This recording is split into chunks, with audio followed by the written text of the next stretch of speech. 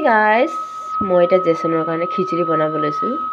এইখিনি আছে শাক সবজি, দাইল, চাউল, পালক, গাজৰ, ৰঙলাও, জাতিলাও আৰু কি আছে এইবিলাকে আছে আৰু ইয়াত এটা বনাই দেখাম দেই। এইবোৰ মই জেছনক কেনেকৈ দি খাওঁ এইটো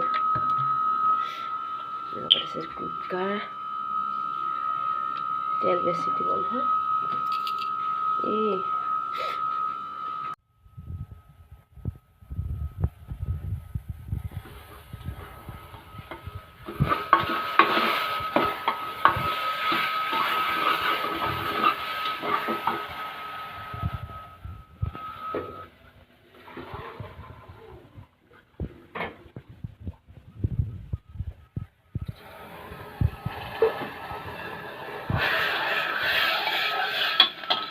কোনে কোনে কেনেকৈ খিচুড়ি বনাই দেই, মইতো এনেকৈ বনাই দিছোঁ।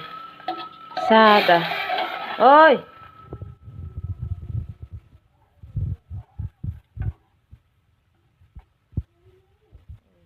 পাঁচফোৰণ পৰকাই পিনে হালধি নিমখ দি দিলোঁ। ইয়াত এটা চিটি লগাই দিম। এতিয়া কেইবা চিটিমান